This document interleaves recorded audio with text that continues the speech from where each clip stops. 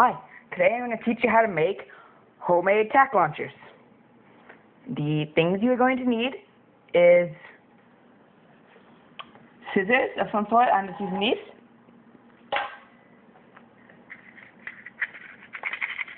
Sewing needles, they work really good. You can also get pieces of wire and cut them. And Q-tips. Okay, so the first thing we're going to do into making our homemade launcher is you need to make the launcher. The launcher you can either make and or buy. What you do is you get this is called a True Flare, TRU flare. You can get it at a camping store. This one I found. It has screwing sides on the front and the back. And when you get it, see the spring, it's right there. It's on this side. And it doesn't have much room to pull back, so it doesn't shoot very hard. So I switched it around to this side, so the spring's much more compressed, and I can shoot it farther. As you see, it pulls back and locks.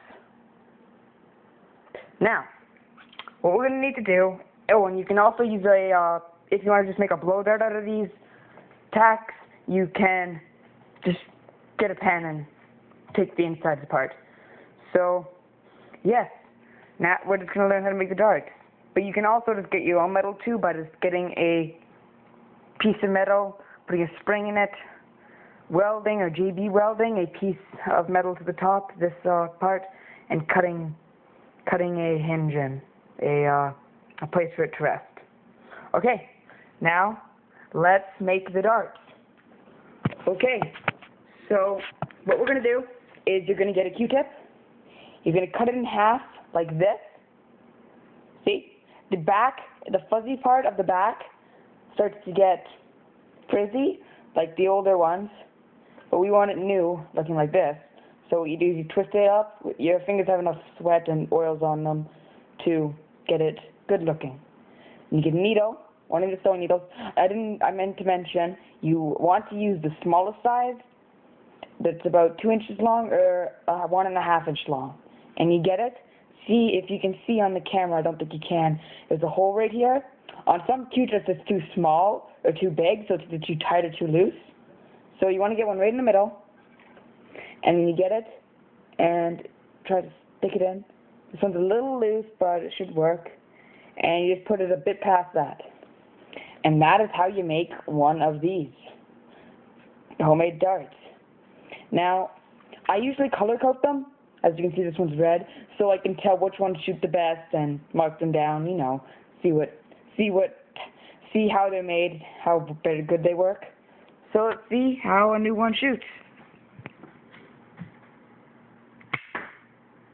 Great. Now, if you want to see, you can see that as I just shot it like that, it works good, but it gets a lot more power if you put a throw into it, like this, and you push your hand forward, and just as you stop pushing, you throw it. So, we'll see the accuracy of these things. See how many I can get.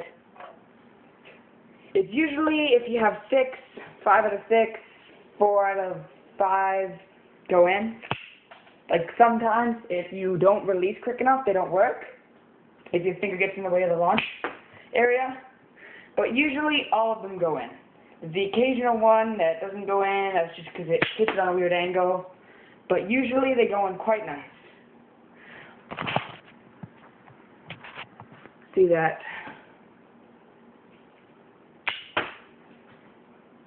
And then one last one.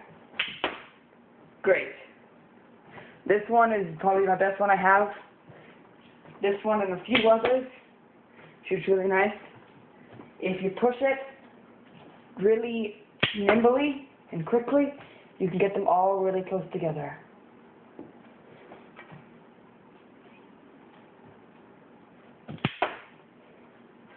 And as you can see, they shoot pretty hard.